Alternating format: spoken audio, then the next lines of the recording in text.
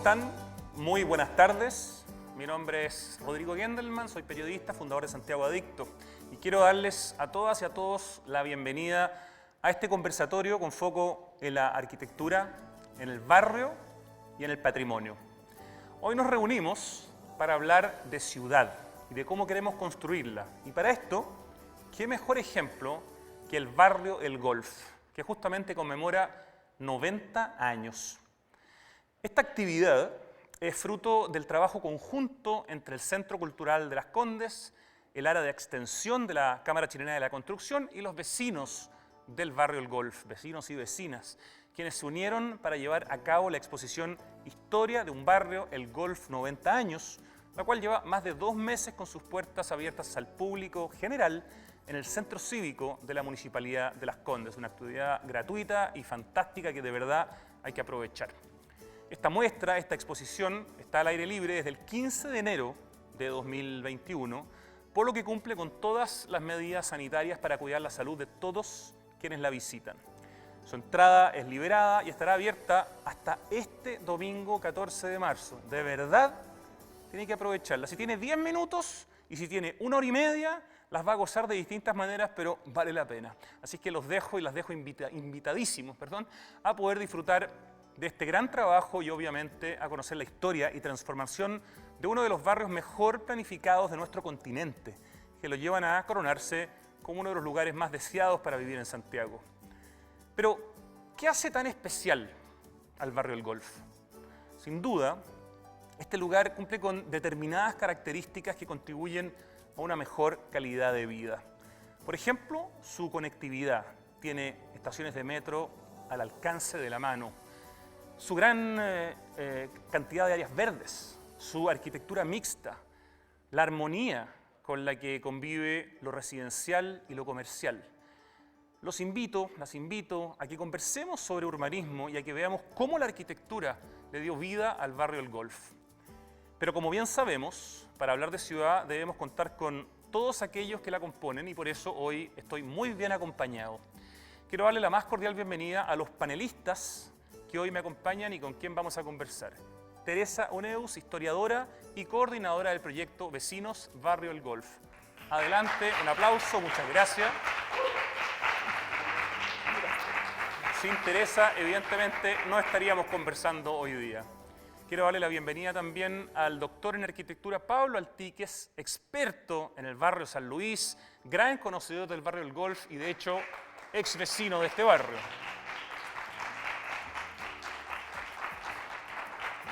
Y quiero darle la bienvenida también a Bernardo Echeverría, socio de la Cámara Chilena de la Construcción, presidente de la Comisión Ciudad y Territorio de la Cámara Chilena. Adelante, Bernardo, asiento. Perdón. Muchas gracias por acompañarnos y los felicito por este increíble proyecto. Antes de comenzar, y para conocer su opinión, los invitamos a responder una pregunta que también va a orientar nuestra conversación de hoy y que aparece en pantalla. ¿Por qué el barrio El Golf es un buen lugar para vivir? Pueden contestar una opción o más de una. A, tiene conectividad y buenos servicios. B, cuenta con áreas verdes. C, es poco ruidoso y seguro. Para quienes nos están viendo por YouTube, para responder la pregunta deben deslizar hacia abajo el cursor e ir a la descripción del video donde podrán encontrar el link con el nombre de encuesta introductoria. Para comenzar, el arquitecto Pablo Altíquez nos va a hacer una presentación. Aquí dice breve, yo no sé si va a ser tan breve porque creo que viene contundente. Tratará de hacerla breve. Una presentación de la historia y la transformación del barrio El Golf durante estos 90 años para darnos contexto y luego abrir la conversación. Don Pablo Altíquez, por favor, el escenario es suyo. Muchas gracias. Muy buenas tardes, muchas gracias por la invitación. Rendir un homenaje a la Cámara Chilena de Construcción, básicamente porque ellos son los anfitriones de este gran encuentro, y con un edificio que es emblemático también para la historia de Chile, que es el mismo edificio de la Cámara Chilena de Construcción, de un grupo de arquitectos que es Borja Huidobro, Premio Nacional de Arquitectura, y A4. Este edificio es emblemático porque en la parte superior plantea el tema sísmico con una especie de bola de hierro y habla en el fondo sobre cómo el edificio enfrenta el tema de los terremotos desde el punto de vista educativo y como un remate a la avenida Apoquindo y avenida Las Condes en la bifurcación, que es la parte superior que nosotros estamos viendo acá, que mira hacia toda la parte poniente y sur de Santiago, enfrentando como esta gran ventana, y con una revista que dura 10 años, que es la revista de la construcción, y que ha sido tema de estudio a nivel internacional. En Argentina se lanzó últimamente un libro que habla de esta revista y cómo sirve como parte del patrimonio arquitectónico para enseñarnos todo el proceso creativo y de construcción a lo largo de la historia de Chile, con todo el detalle de sustentabilidad y el doble muro. O sea, Borja Huidobro y A4 han desarrollado toda una suerte de epidermis o pieles que trabajan sobre el edificio. Entrando en el barrio del Golf, no puedo no dejar de nombrar a uno de los grandes historiadores, don Miguel Laborde, y un equipo investigativo que hacen el libro Barrio del Golf, un libro bien espectacular que retrata el proceso de creación, el proceso comercial, las grandes mansiones, el proceso de desarrollo, las familias que lo habitaron. Es un libro que se extiende bastante bien, con un proceso investigativo bastante profundo, y ustedes pueden ver acá tanto los carteles publicitarios de la época como cómo se dividían los predios. Entonces eso habla más o menos de una transformación paulatina y un proceso de colonización en áreas que eran básicamente de campo en la época. Este libro también es bastante rico y bastante generoso en las fotografías, en las grandes casas que marcan un hito. Quizás la más grande es la casa de doña Elena Errázuriz Echenique y los 3 hijos, que es Renato, Federico y Teresa, de uno de los grandes arquitectos también de la época. Acá el barrio del Golf va a tener un par de arquitectos íconos y que van a marcar un antes y un después en lo que era la arquitectura de principios de los años 30 y 40, con un neoclásico muy marcado. Y que una de las casas hoy día es la Embajada Británica.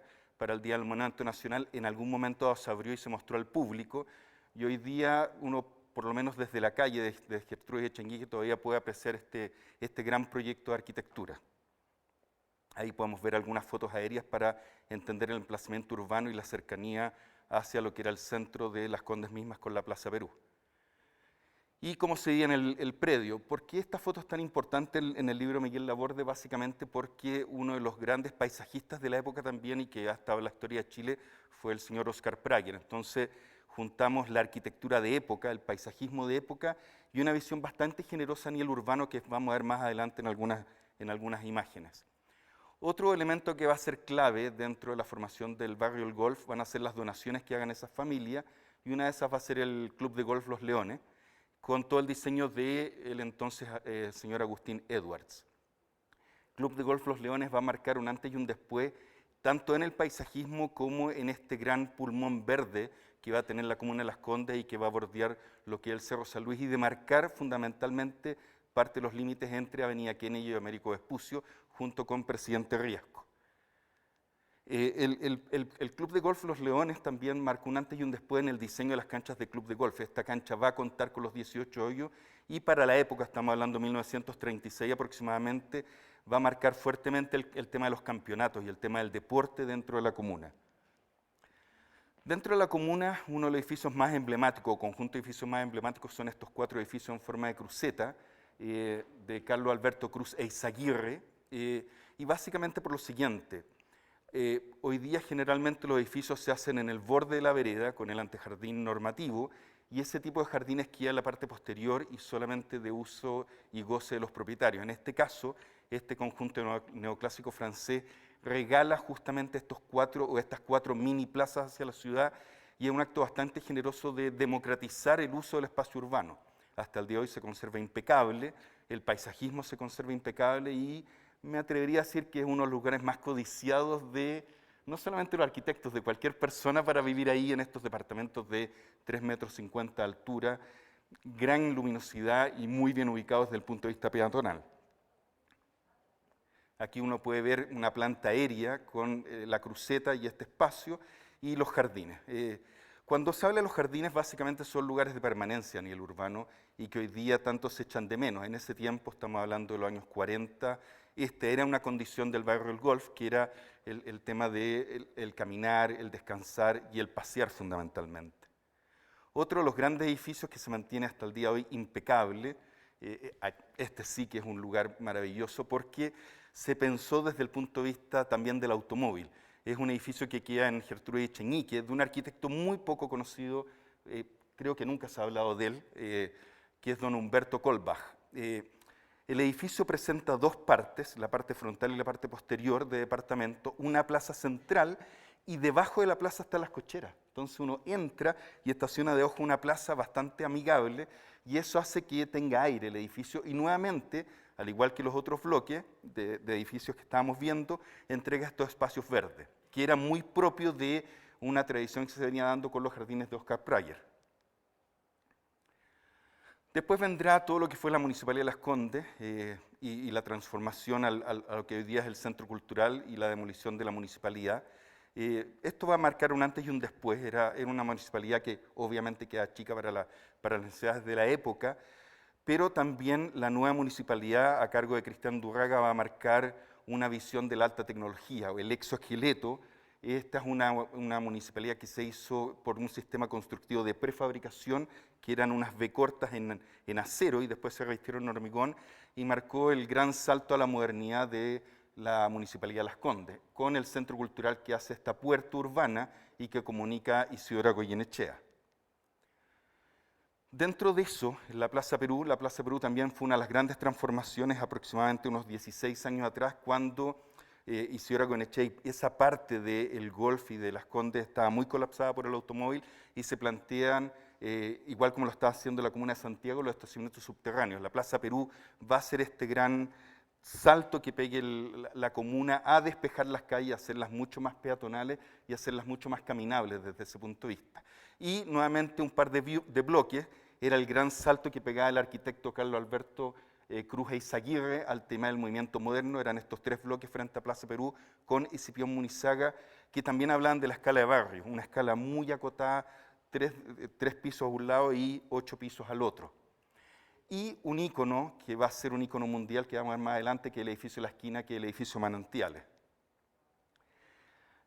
Yo le quiero hacer un homenaje quizás a una de las mujeres también más importantes del barrio del Golf, doña Herta Oenig-Pauer, una mujer que arranca el Holocausto a los 17 años desde Austria, y junto a su esposo, don Desiderio Stern, van a ser de los que entregue uno de los aspectos más importantes al barrio del Golf, que es el tema cultural, con el cine El Golf. Ellos van a estar a cargo de el pensamiento, doña Herta contaba que ella quería entregar algo a cambio a su barrio, a su comuna, y el tema cultural del cine y el teatro era fundamental. Le encargan el proyecto a Tomás Reyes, uno de los grandes arquitectos chilenos que hizo el San Ignacio en el centro de Santiago, y encarga su casa a Walter Reis, un arquitecto que viene de paso por Chile, va a estar un par de años y después terminará siendo decano en alguna universidad norteamericana y después finalmente en Europa. Y esta casa marcará un antes y un después en la historia moderna de Chile, es del año 48, y Walter Reis diseña esta casa y todo el mobiliario. Y hasta cuando fallece doña Herta Oenig, el mobiliario va a estar intacto, las mesas, las sillas, la alfombra, un diseño perfecto. Tuvo muchas complicaciones esta casa a nivel municipal porque no querían que el estacionamiento diera a la calle y esa visión moderna de paralelepípedo frente al estilo neoclásico. Doña Herta, junto con Eduardo Stern, su hijo, van a ser los que piensen también en Valle Nevado, y doña Herta va a ser la dueña del Lomitz, un restaurante muy conocido en Providencia para comer unos ricos sándwiches. Vendrá uno de los lugares más emblemáticos. La Asociación de Oficinas de Arquitectos va a ser clave en esto, en entender la trascendencia de lo que llamamos el Cerro San Luis. Y se le pone un título, este fue un proceso de estudio de más o menos 15 años, que era Cerro San Luis, Laboratorio de la Arquitectura Moderna Chilena. El Cerro San Luis va a marcar un antes y después en la historia chilena y la historia mundial. Es un cerro que tiene 11 casos de estudio, que son los más importantes, aparte de la residencia del embajador norteamericano de Paul Tiri, un arquitecto norteamericano, pero que la casa finalmente la terminan firmando y construyendo Volto Larraín Prieto. Y la OA le dedica su último número, el 43, a estos 11 casos de estudio, que van a ser la casa de Eliodoro Mates, de 3 arquitectos, Horacio Acevedo, Alejandro Méndez y Jorge Costaval. Jorge Costaval va a ser expuesto en el MoMA de Nueva York en 1955 con una de sus casas que queda en calle O'Brien. La casa Alfonso Gresmate, que es la que está al medio, de Carlos Alberto Cruz Claro, hijo de Carlos Alberto Cruz Eizaguirre, y la casa de Juan Galleguillos, que todavía está ahí. Nos ha tocado ir con Rodrigo Gendelman a ver esa casa que le dice la Casa Hongo, que queda al final del cerro. Don Juan sigue viviendo ahí, él la diseña, construye y calcula. Estas son fotos de la época del Cerro San Luis en el proceso de colonización. La Casa Cortés va a marcar un antes y un después en 1953, cuando se empieza a hacer en el extremo oriente, y básicamente con toda la influencia de lo que se llamaban los case study houses, casas de estudio o casos de estudio de casas norteamericanos con esta vanguardia del paralelepípedo. El Cerro San Luis va a ser el laboratorio básicamente por la pendiente, lo complejo del terreno, la ausencia de jardín y el uso de la alta tecnología para poder construir en esas condiciones. Por lo tanto, y la vista que tenía Santiago era un aspecto muy privilegiado, y los dueños, tanto como el arquitecto, eran vanguardistas para tratar de pensar en estas casas. La casa Helmut Reichmayer, de los arquitectos Pablo Guido Fecchetti y Rodolfo Valdés Bravo, va a ser un ícono. La casa de Gastón Figueroa, que es la casa estrella, y que durante décadas todos los arquitectos o ingenieros, después de un terremoto importante en Chile, van a ver si sigue en pie esta casa, que es un pilar gigante que sostiene toda la casa y que tiene volados de 8 metros, y un conjunto de casas que era para la venta, que hace don Mario Pérez de Arcelavín, Premio Nacional de Arquitectura, que son las que bordean Presidente Riesco a un costado de la entrada a la Embajada Norteamericana. Entonces, finalmente, este cerro aglutina una serie de arquitectos que están tratando de experimentar nuevas formas de habitar, que es la forma de habitar el cerro en pendiente, con esta vista de la época del barrio del Golf. Entonces, uno tiene un contraste en una arquitectura muy neoclásica, muy francesa, muy tradicional, frente a una arquitectura vanguardia en el cerro, y esta casa de Doña Arte Dönich, que hacía el contrapunto en Isidora Goyenechea. Finalmente, una vista completa del Cerro San Luis. El Cerro San Luis, hasta el día de hoy, sigue siendo un lugar de experimentación con arquitectos de renombre mundial, que los vamos a ver más adelante. Uno de ellos va a ser los departamentos que hace la inmobiliaria Surmonte y que la hace Matías Clots Germain, y que son este conjunto de edificios bastante bien ubicados, que no le quitan la vista a todos los vecinos de atrás y que se abren hacia la parte de Las Condes. Y otro va a ser un conjunto de casas que queda al costado derecho de la diapositiva, de Matías González y Alfredo Fernández, que son un conjunto de casas que están justo en la cumbrera, en el límite, y que se balconan tanto hacia el club de golf como hacia la comuna de Las Condes. Vendrá uno de los edificios más importantes de la historia de Chile y del mundo, el edificio Manantiales, de 2 premios nacionales, Luis Izquierdo y Antonia Lehmann, pero también de Raimundo Lira y José Domingo Peñafiel. Este edificio, en el año 2000, es declarado uno de los edificios más bellos del planeta, uno de los rascacielos más bellos del planeta, sin ser rascacielos, y lo exponen en el MoMA, y básicamente ahí está la maqueta de la época y el edificio, y lo que hace es que la fachada, todos esos cilindros, todos esos tubos que están en la fachada, van mostrando cómo vectorialmente el terremoto o la fuerza recorre el edificio mientras se está moviendo en el terremoto. Por lo tanto, el concepto del lenguaje de la transmisión de fuerzas pasa a ser un ícono mundial, y por eso este es considerado uno de los edificios más importantes de nuestra historia. Este es el edificio donde ellos viven, o sea, donde ellos trabajan, tanto Luis Izquierdo como Antonio Lehmann, que es un matrimonio, José Domingo Peñafiel y Raimundo Lira, y el gran ingeniero que es Luis Soler, tanto Luis Soler en el diseño de este edificio que queda en Isidora Goyenechea, que son las oficinas, como en el edificio Manantiales. La gracia de estos edificios es que el alarde estructural es para ahorrar espacio, por lo tanto aquí son edificios simétricos, no tiene giro, significa que el edificio no se mueve en este sentido, y plantea, ahí los muros son muy acotados, muy juntos, para que no molesten al vecino y reciban la mejor calidad de luz.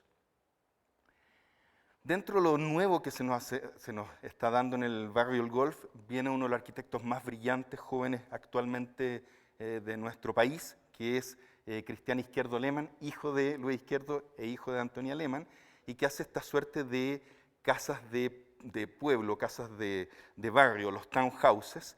Va a tener 2, que son una en Alcántara y otro en San Crescente, esquina San Gabriel, y con el uso de la madera laminada, el uso de la arborización, el tema del paisajismo, y lugares realmente espectaculares para vivir, porque vuelve a incorporar el tema de la vivienda, el tema del espacio público, el tema de la nobleza de los materiales y el tema del paisajismo en un barrio que llevaba un par de años sin o con la ausencia de esa visión de hacer ciudad a escala humana. Vendrá también otro de los íconos a nivel mundial y nacional, que es el edificio de Consorcio de Seguros, el edificio Consorcio en Avenida El Bosque con Callao y Napoleón, de 4 arquitectos, 2 premios nacionales: Enrique Brown, Premio Nacional de Arquitectura; Borja Huidobro, Premio Nacional de Arquitectura; Ricardo Hudson y Paul Chemetov, y todo el paisajismo vertical de Don Juan Grimm, un gran arquitecto paisajista, y este edificio va a marcar un antes y un después a principios de los 90 con el tema de la sustentabilidad, esta fachada verde que en el fondo protege del sol.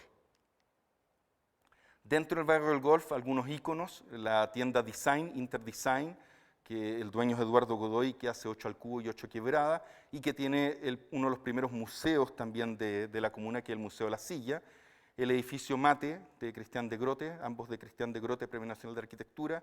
Un arquitecto que tuvo varios edificios, quedan poco en la comuna porque han demolido bastante, que es don Jaime Vendersky, y quizás un edificio hermosísimo, que es la Compañía Chilena de Tabacos, de Gonzalo Mardones Viviani, que marca también un antes y un después en los edificios en altura, en todo lo que es Avenida El Bosque Norte.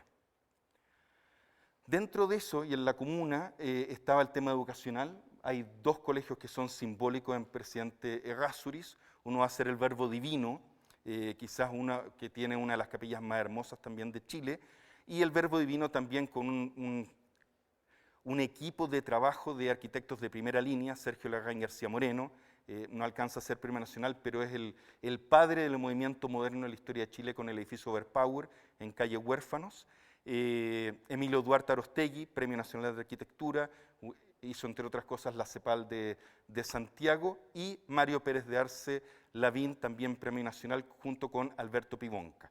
El Verbo Divino, sin lugar a duda, hay una fotito abajo en la capilla interior del colegio, y una capilla en que además muestra algo visionario, que es este Cristo que vuela sin cruz, y la cruz la forma el espacio. Y el Villa María Academy, donde también la iglesia está hecha por 2 grandes arquitectos, un Premio Nacional, don Enrique Brown nuevamente, y Mario Pérez de Arce Antonich, hijo de Mario Pérez de Arce Lavín.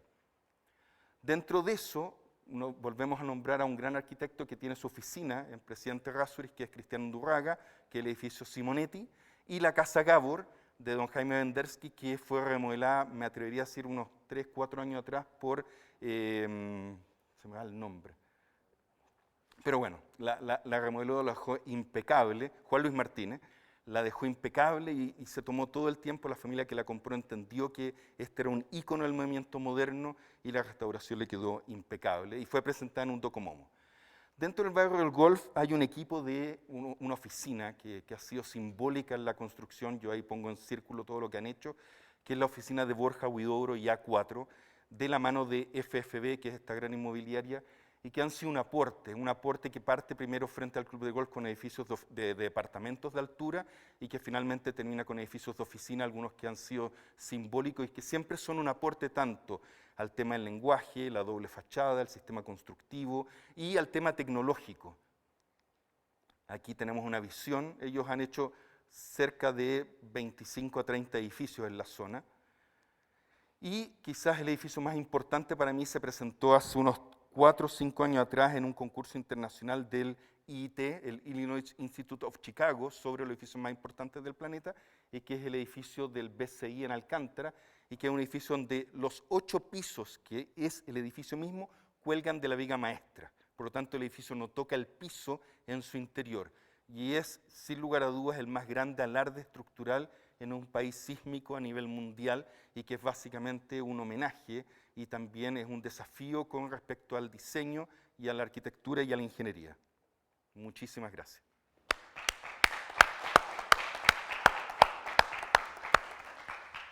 Tremenda presentación, Pablo Altique. Muchísimas gracias. Creo que todos aprendimos viendo, escuchando. Hay muchas cosas de las que mostraste de las que yo no tenía idea. Por ejemplo, el edificio Manantiales, esa distribución sísmica no está de ninguna manera en mi mapa mental, y te aseguro que Teresa y Bernardo algo también tienen que haber. Bernardo probablemente conoce mucho más que yo, pero seguro que a todos nos sorprendiste, así que felicitaciones por esa clase del barrio del Golf, que también nos va a servir en esta conversación para hablar de lo que hubo y de lo que hay, ¿no? Bueno, antes de comenzar la conversación, quiero recordarles que para nosotros es muy importante su participación, por lo tanto los invitamos a hacernos llegar sus preguntas al número de WhatsApp que aparece en pantalla. Preguntan porque vamos a tener algo de tiempo para hacer sus preguntas, así que adelante.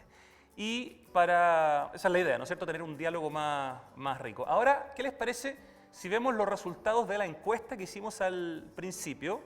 Vamos a mostrar los resultados. ¿Por qué el barrio del Golf es un buen lugar para vivir?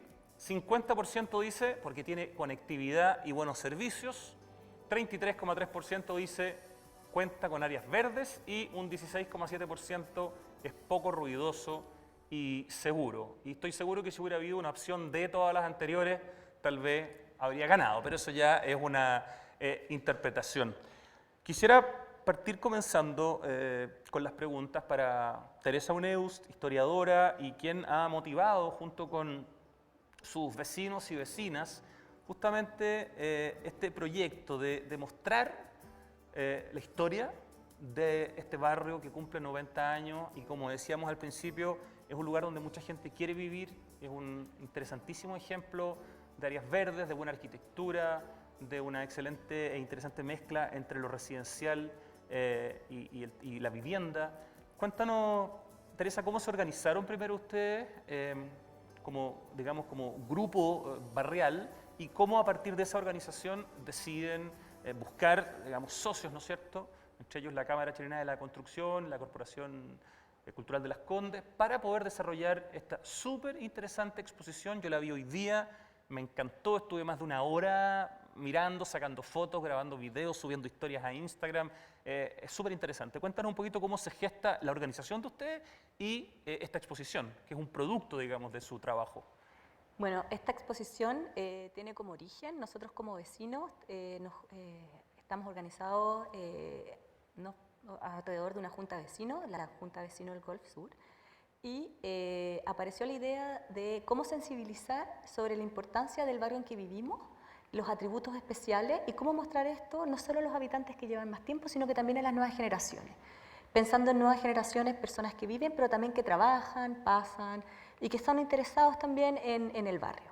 Entonces nos propusimos, en primer lugar, para hacer esto, nos propusimos trabajar en forma comunitaria, en el sentido de, en forma asociativa, buscar imágenes del pasado y del presente, pero que nos hicieran llegar los mismos vecinos. Entonces creo que en ese sentido eso le da una enorme coherencia, porque todo lo que nosotros buscamos fue que los vecinos se sintieran parte del territorio que están viviendo y que ellos mismos se dieran cuenta del valor que tiene. Creo que eso es fundamental también para poder, y que fue nuestro segundo paso, sensibilizar a la municipalidad, a la Corporación Cultural de Las Condes, sobre la importancia de este sector, sobre la importancia también de preservar estos atributos. Más allá de la destrucción o no de una casa, el barrio tiene muchos atributos urbanísticos, tiene muchas áreas verdes, tiene una amplitud de calles, una amplitud de veredas, tiene un tema espacial muy relevante, tiene, como decías, este atributo que tienen pocos barrios, que es el que estar muy conectados, pero también ser este espacio de tranquilidad, que es muy residencial, con colegios que le dan mucha vida al barrio también. Hay varios colegios que están ahí, también hay universidades, y creo que todo eso, al hacer esta exposición, aflora y que también permite que quienes no participaron entregándonos fotos, pero que sí ven los paneles y ven la exposición, toman conciencia del lugar que habitan, del lugar en que trabajan, del lugar por el que transitan.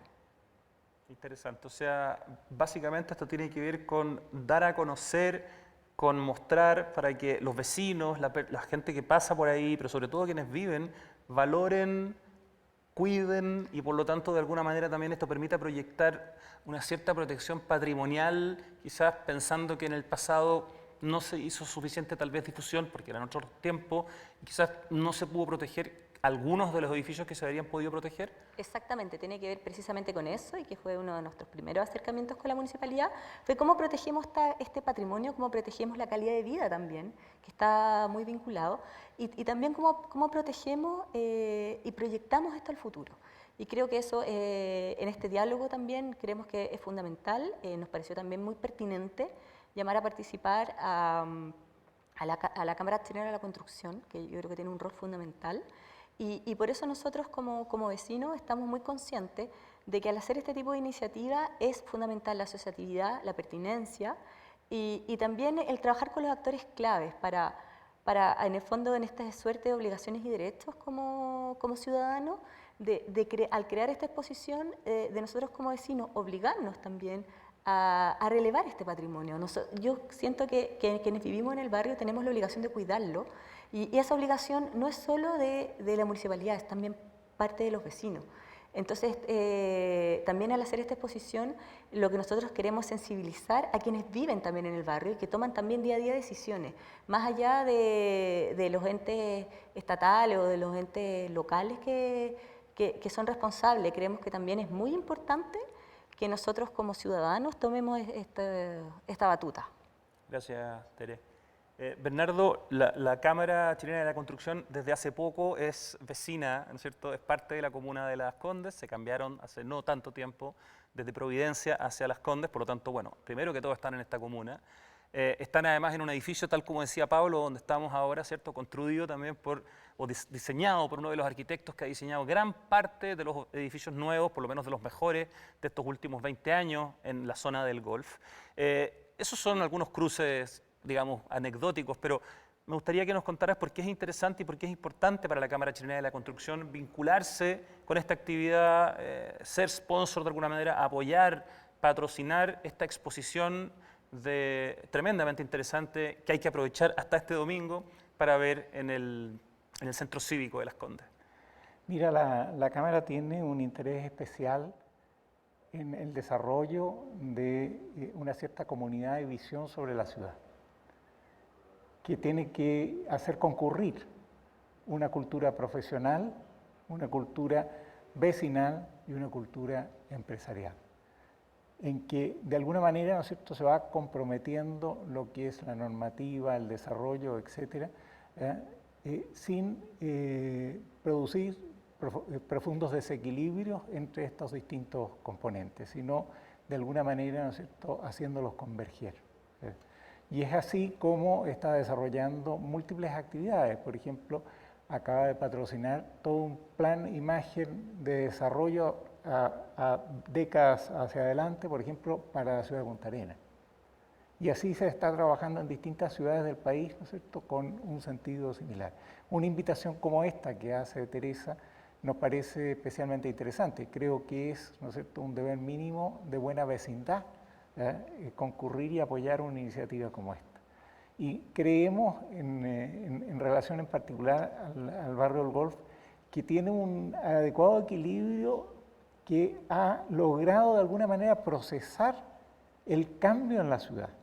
Hay que pensar que cuando la ciudad incorpora este nuevo barrio, el Golf, tenía un octavo o un noveno de la población que tiene hoy día.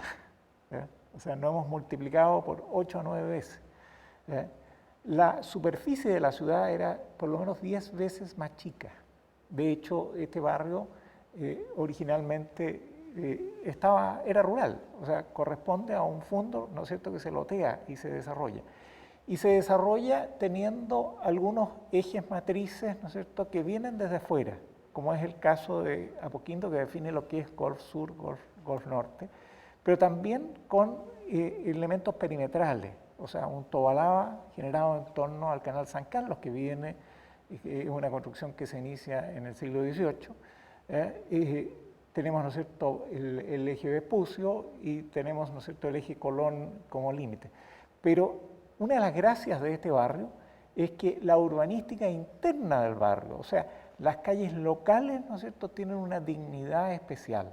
O sea, si uno ve el ancho, por ejemplo, de Isidora Goyenechea, o de Gertrude Echeñique, o de Presidente Errázuriz, ¿no es cierto?, ve, ¿no es cierto?, que son calles de gran importancia, de gran envergadura, pero que no están destinadas a conformar la vialidad estructural de la ciudad, sino la vialidad estructural del barrio.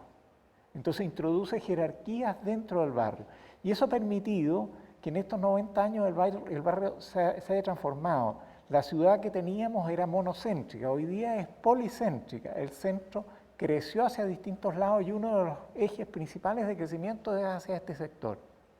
Y de alguna manera se ha podido hacer esa transformación respetando valores, ¿no es cierto?, en ciertos aspectos y liberando otros. Entonces, hay zonas del barrio, ¿no es cierto?, que se han densificado sustantivamente y hay áreas del barrio que normativamente están preservadas. O sea, no es posible hacer desarrollo en altura, por ejemplo, entre Renato Sánchez y Martínez Zamora. Esa es una definición normativa que el municipio, sus alcaldes, sus asesorías urbanas, sus concejales, etcétera, ¿no es cierto?, han tomado y que de alguna manera permiten que se preserve y conviva lo viejo con lo nuevo en esta misma estructura.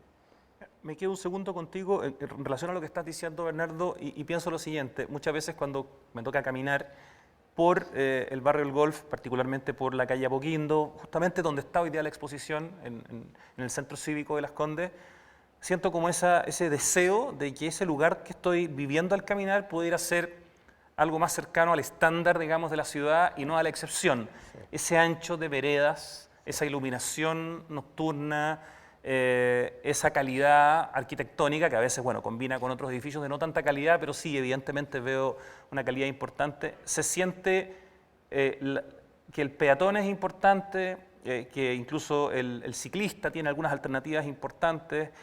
Tengo metros, distintas opciones de metro, ¿cierto? El transporte público está cerca y tengo, bueno, los servicios, obviamente, ¿no? Las notarías y los bancos y todo.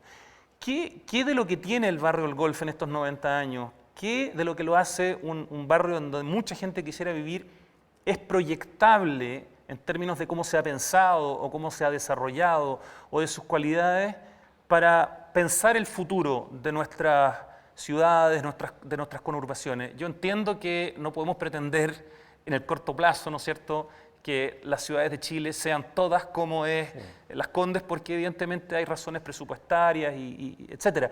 Pero sí probablemente hay algunos elementos que puedan proyectarse y decir, de aquí deberíamos aprender ciertas cosas, sobre todo hoy día, que estamos discutiendo mucho más en serio la manera en que vamos a diseñar nuestras ciudades para que sean menos segregadas, para que sean más justas, para que sean más democráticas y para que todos sus habitantes las sientan como propias.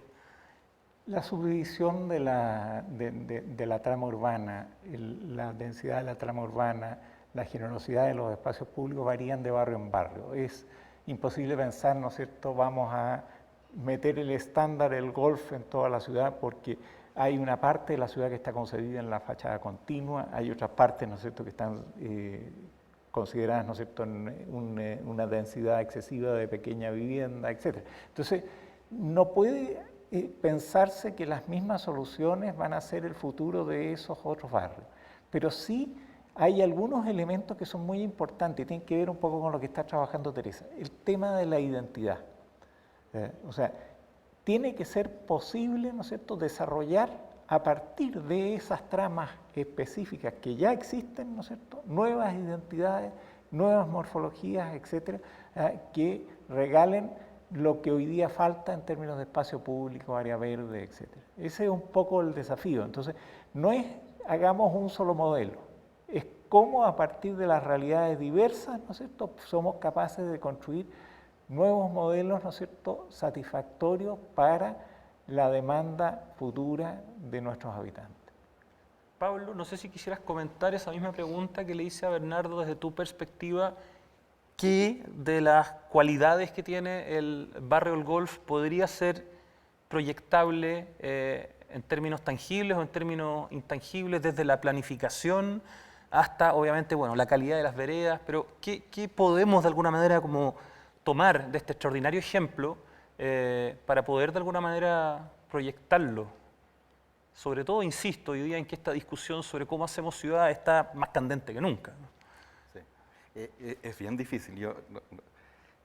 Me ha tocado mucho estudiar ese tema, fundamentalmente en el tema académico, de cómo uno le enseña a los alumnos a diseñar ciudades que sean más humanas. No más humanas, esa es una palabra que no estoy de acuerdo, porque finalmente todos habitamos la ciudad, pero que tenga unos ciertos estándares. Santiago en general, yo me atrevería a decir que hasta hace unos 30 años atrás tenía un muy buen estándar. Ñuñoa, Providencia, el Llano Subercasó, partes de Recoleta, y ese estándar que quizás era bastante más generoso en el Golf por el tema del tamaño de las avenidas y de este parque central de Presidente Errázuriz, pero se da mucho también en el Llano Subercazuy y en otras comunas.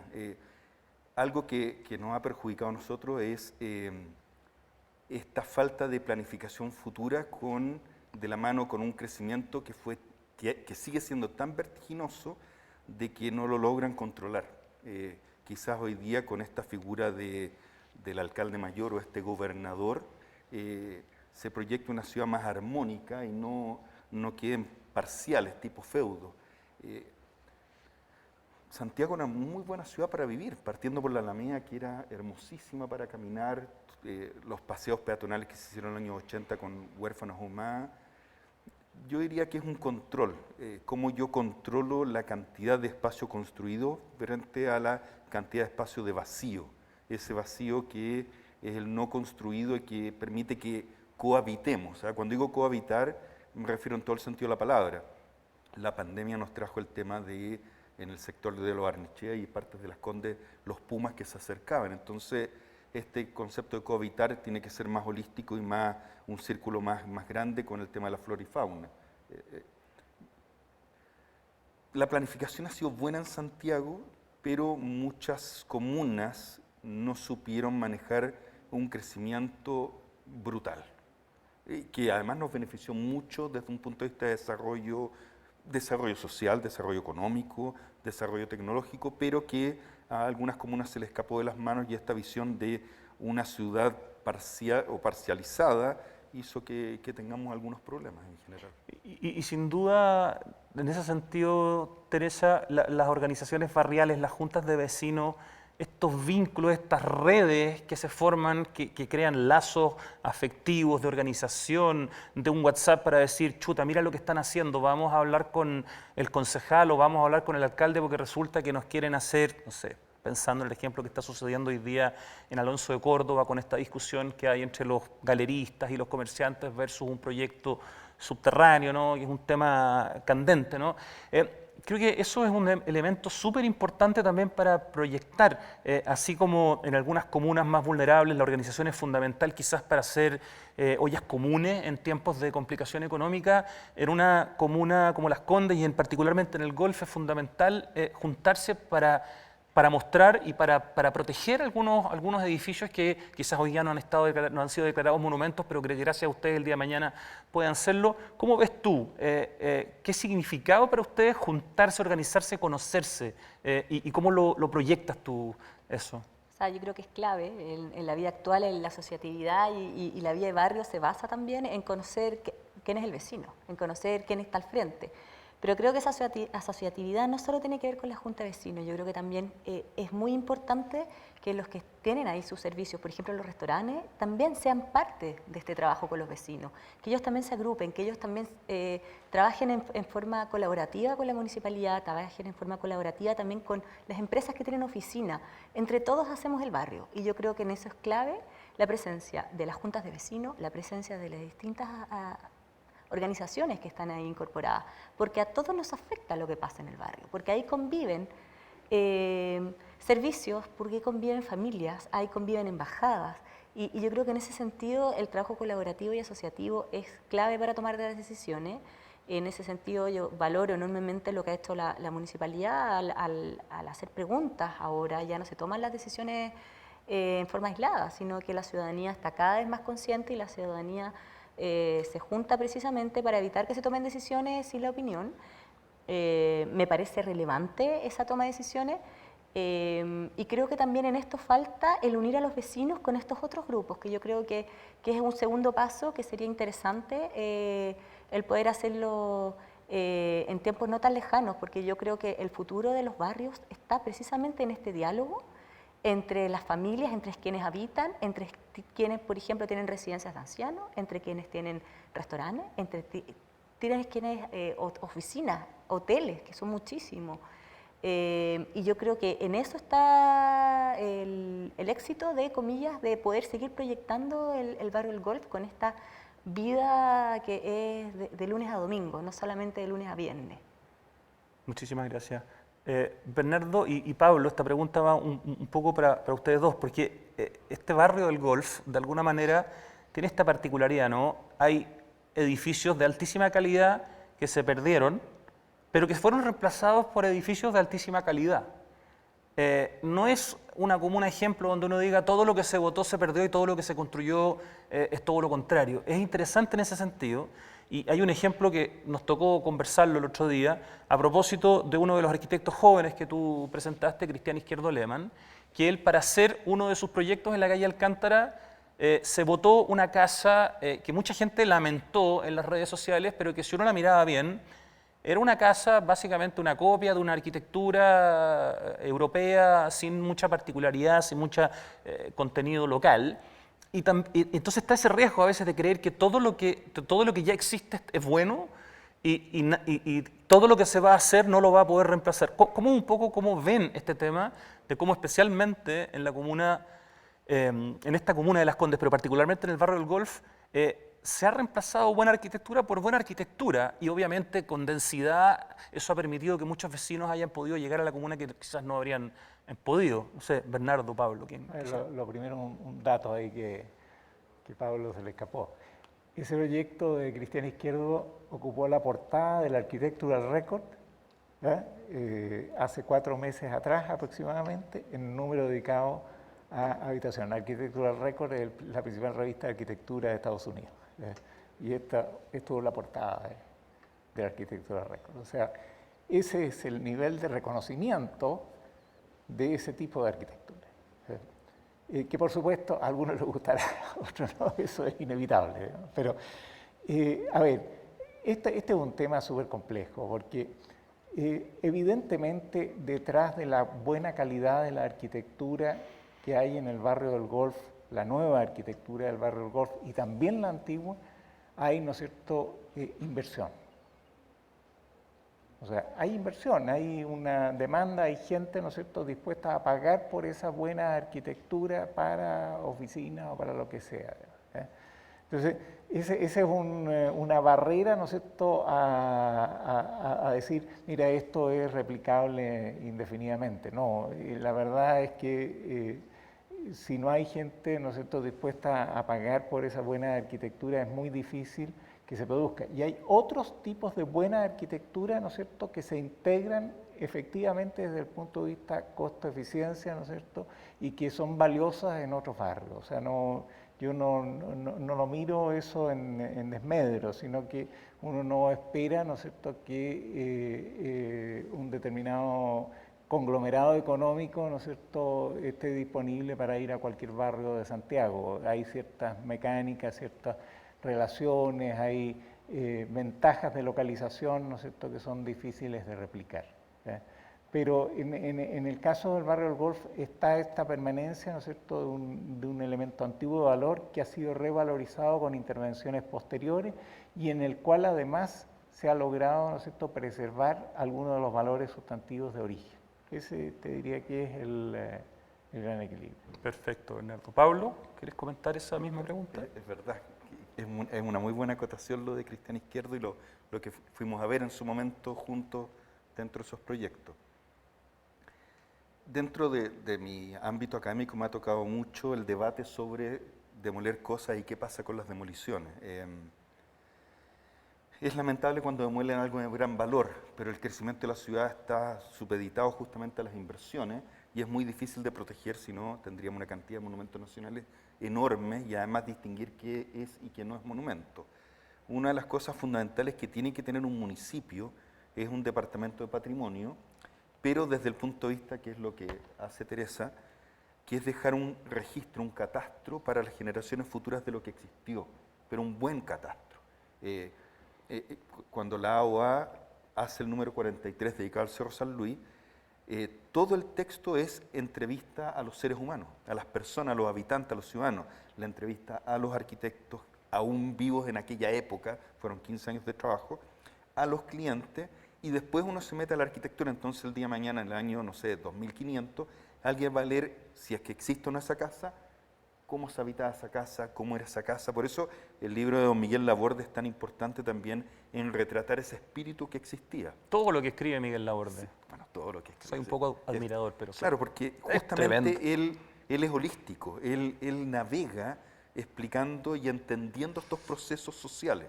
En el caso del barrio del Golf, todavía no han demolido cosas que sean dolorosas, que realmente impliquen un impacto en la historia de Chile, como sí está en otras comunas, que han votado cosas que Naciones Unidas, a través de UNESCO, da alertas mundiales y castiga a Chile, y lo castiga.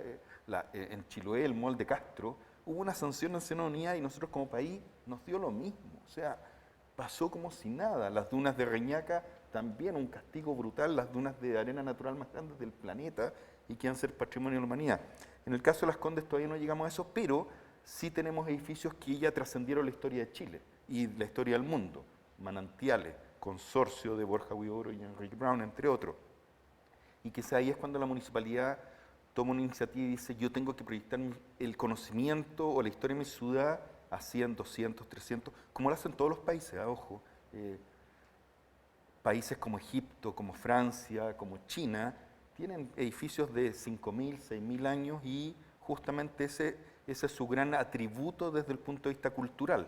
Si nosotros empezamos a conservar nuestro edificio, nuestras generaciones futuras van a entender cómo fue una época de nuestros barrios. Pero todavía no, en Las Condes, salvo algunos edificios de don Jaime Vendersky en el eje de Apoquindo, que han votado como 3 o 4, y lamentablemente don Jaime Vendersky no alcanza a ser premio nacional porque fallece justamente cuando lo nominan en el año 97, si no quizás se habrían cuidado un poco más sus edificios. Pero la Casa Gabor es una joya de la arquitectura que está en pleno barrio El Golf. Bueno, claramente la arquitectura moderna en Chile todavía no ha logrado traspasar su calidad y su categoría en algunas de sus construcciones para ser declaradas monumentos y ahí falta un poco más de conocimiento, ¿no? Y de el monasterio de virilización. los benedictinos, a muy corta edad, fue declarado monumento nacional. Quizás uno se adelante, pero Manantiales yo lo declararía monumento nacional al tiro. No le va a pasar nada, pero uno al tiro da un precedente. Consorcio al tiro, esto al tiro, porque no tengo que esperar a que algo envejezca. Algunos asocian, mientras más viejo, más patrimonio. No, yo puedo tener algo que es brillante en su inicio y digo, lo tengo que cuidar antes de que le pase algo. Gracias, Pablo. Tere, vamos a ir con las preguntas del público, pero una cosa importante es que este proyecto no finaliza con esta exposición que se acaba este domingo en el Centro Cívico, ¿cierto? Cuéntanos un poquito. No.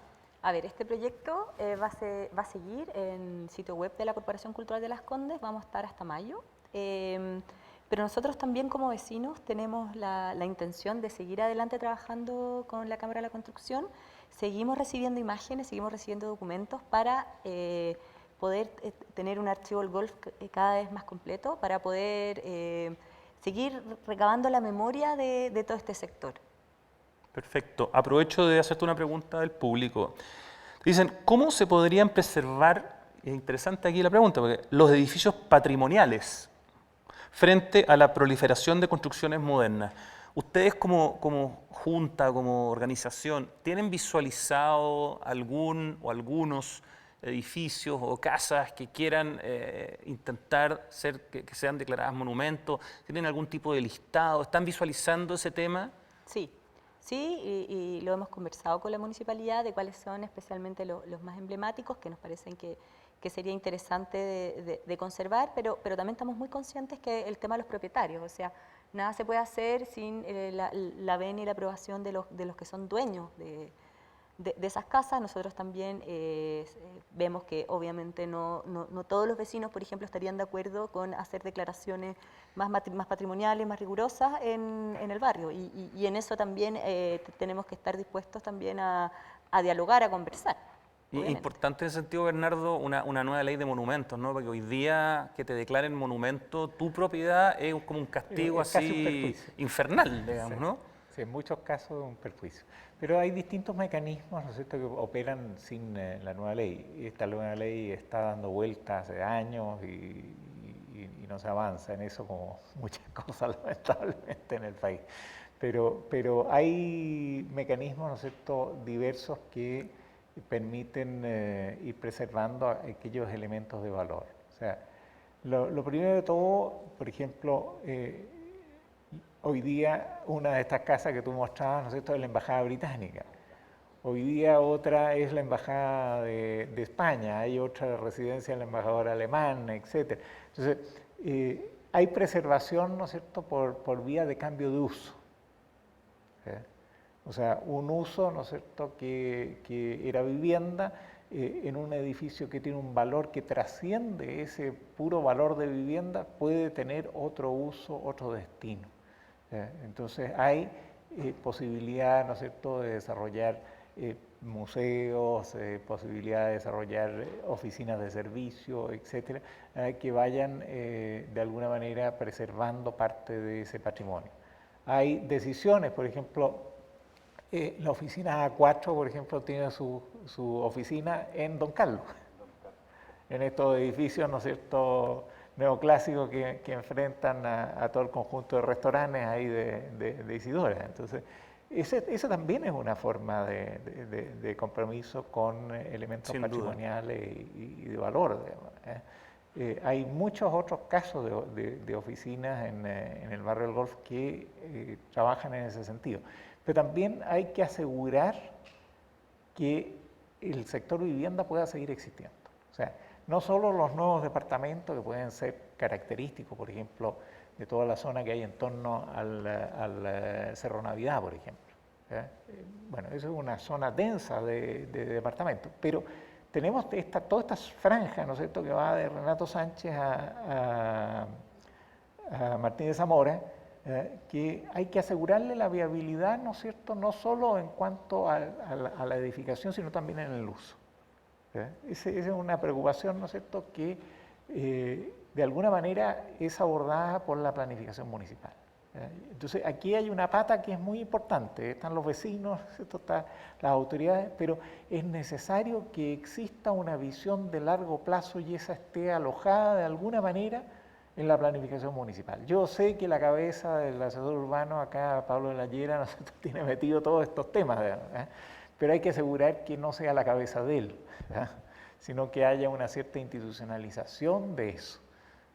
De alguna manera, perdona que te interrumpa, tenemos que ser capaces de proteger lo que como sociedad decidimos que es realmente importante, pero al mismo tiempo, en una comuna que, por ejemplo, tiene una cantidad importante de estaciones de metro, ¿no?, así como Providencia, por ejemplo, tenemos que ser capaces de darle la oportunidad a más personas de que puedan vivir en ese espacio donde los que ya viven tienen la suerte de vivir. Porque si no, la comuna se transforma en una comuna como una especie de gigante egoísta, ¿no? Esto es solo para mí y si tú quieres venir, bueno, el precio está en las nubes. O sea, ahí hay un punto de equilibrio que es importante, Bernardo. Bueno, por eso es que partí yo diciendo en la primera intervención que me preguntaste tú, Santiago hoy día tiene del orden de 9 veces más habitantes que cuando partió el barrio del Golf. O sea, es otro volumen, es otra realidad. Y por lo tanto, nadie puede decir mi rol es el rol original, eso sería una ciudad museo. Así es. Como mucho, ni siquiera, porque el museo ya implica cambio. La ciudad tiene que ser flexible para acoger a los nuevos habitantes y no es cierto?, irlos expulsando indefinidamente. Entonces, parte de eso es ir logrando estos equilibrios. Ahora, claro, cuando se alcanza ciertos niveles de densidad, uno tiene que pensar, bueno, lo que hay que densificar es un poquitito más allá, quizás, ¿no es cierto?, etcétera. Ahora, todavía hay edificios habitacionales en construcción en el barrio. Yo recorriendo ahí, por lo menos vi 2 habitacionales, ¿no es cierto?, en estas últimas semanas en construcción. Muchas gracias, Bernardo. Pablo, esto más que una pregunta es una sugerencia. Isabel Margarita Pacheco dice, para ir a ver esos maravillosos edificios que mostró Pablo Altiques, ¿podrían por favor mandar la ubicación exacta actual? Lo dejo como un pedido para que eventualmente con la Corporación Cultural, con la Cámara, con el Barrio del Golf, busquen alguna manera de que pueda hacerse accesible esta especie de mapa de todo lo que se mostró en tu presentación, porque sí, es verdad que dan ganas de hacer un paseo después de lo que tú mostraste. Yo a Teresa le puedo enviar una lista de esos edificios con la dirección, son súper caminables, todos se ven desde la calle, y además muy agradable porque yo diría que si uno camina en 1 hora y fracción lo puede ver todo.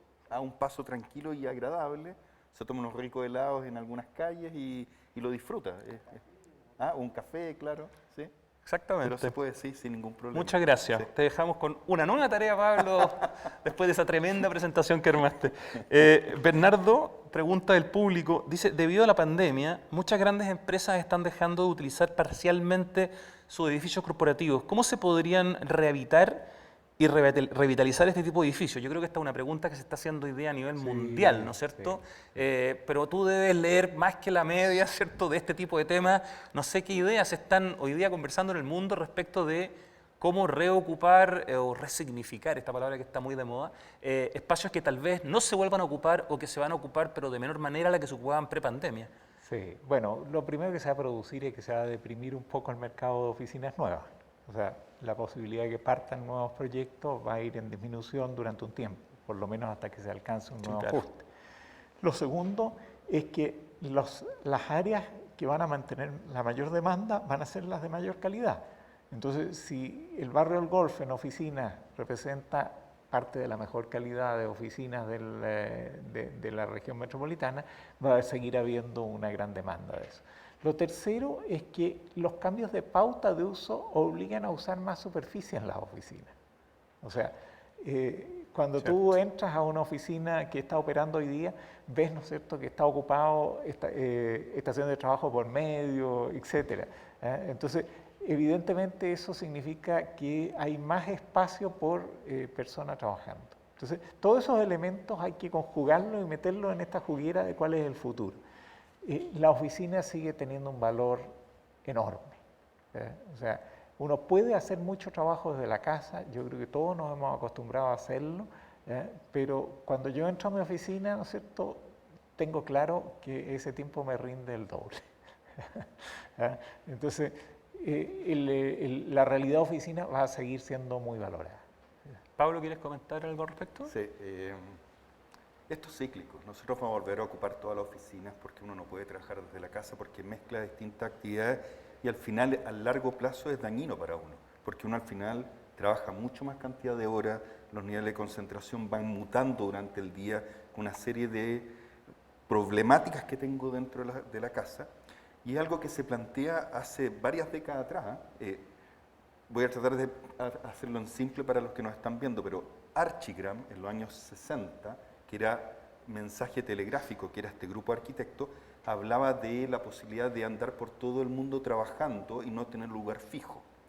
Y Norman Foster, en los años 80, cuando IBM, International Business Machines, quiere modificar su edificio, plantea las estaciones de trabajo móviles para que se pueda construir mientras los empleados siguen trabajando. Entonces es algo que la historia ha trabajado.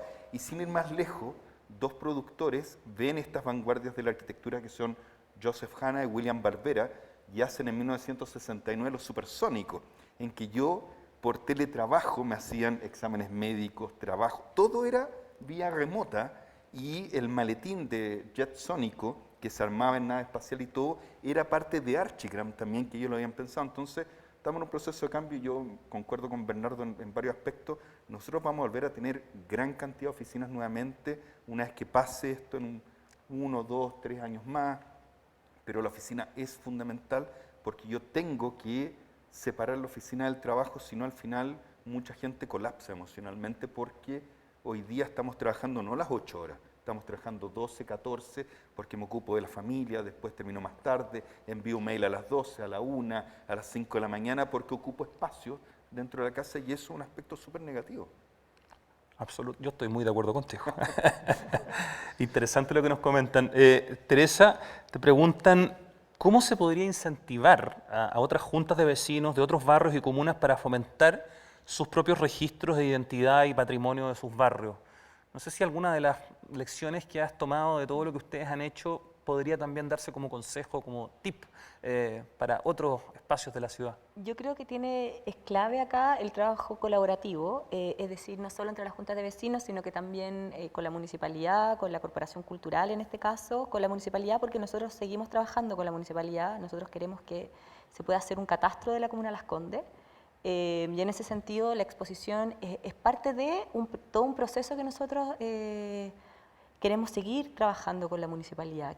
Yo creo que eso es fundamental, es decir, el ver una exposición de este tipo, un rescate de memoria, como parte de una carta de navegación un poco más amplia y más ambiciosa y que tiene que ver con cómo como Junta de Vecinos nos metemos en el territorio, nos relacionamos con el resto de los actores que están también en nuestro barrio y cómo lo vemos con la institucionalidad local, con la institucionalidad regional y también en este caso con privados o con otras asociaciones que están involucradas en el territorio. Excelente. Vamos a hacer las últimas preguntas del público, pues ya estamos cerca de la hora de cierre de esta conversación. Es interesante, aquí nuevamente dicen, a propósito de la presentación de Pablo, al igual que en otras comunas, se podrían hacer un circuito patrimonial por el barrio. Sería fantástico poder hacer un tour para conocer este maravilloso barrio con un guía como Pablo, dice Mercedes Rivera. Así que, mira, dejaste a mucha gente que está viéndonos con ganas de poder no solamente saber el recorrido, sino que lo guíe el que sabe, ¿no? Y el que lo estuvo comentando. Así que le dejamos la inquietud ahí a la Corporación Cultural de Las Condes, por supuesto a la Junta de Vecinos del... Ustedes son la Junta de Sur, ¿no es cierto? ¿Eso significa que hay otra norte? Ah, perfecto. Pero en el fondo los que organizan toda esta exposición, que es hasta este día domingo, son ustedes, digamos, la Junta del Golf Sur. Excelente. Bueno, hay más preguntas, pero ya estamos en tiempo, así que vamos a empezar a despedirnos. Sin duda, el barrio del Golf es un ejemplo de lo que puede producir un exitoso modelo de gestión público-privada para lograr un adecuado desarrollo social y territorial. Y esperemos que este sirva de precedente para el desarrollo de otros barrios de nuestro país. Quiero agradecerle a nuestros invitados por sus palabras, por sus comentarios, por sus tremendos aportes. Muchísimas gracias a los tres, los tres, por haber hoy día haber participado. Los dejo cordialmente invitados a visitar esta exposición hasta el 14 de marzo, este domingo, para ver cómo se construyó uno de los mejores barrios en términos de planificación a nivel continental. Antes de que nos dejen, les pido que por favor respondan una breve encuesta que les va a salir a continuación en pantalla y esto nos va a ayudar a identificar las temáticas a mejorar para los próximos eventos. Les recuerdo a las personas que están viéndonos desde YouTube que podrán encontrar el link en la descripción del evento con el nombre de encuesta de evaluación. Bajando, haciendo scroll por la pantalla, ahí van a encontrar esta pequeña encuesta. Así que nuevamente a nuestros panelistas, expositores, muchísimas gracias. A ustedes que nos estuvieron viendo y por supuesto a la Cámara Chilena de la Construcción, a la Corporación Cultural de Las Condes y a la Junta de Vecinos del Barrio del Golf Sur. Excelente. Muchísimas gracias, muy buenas tardes y hasta pronto.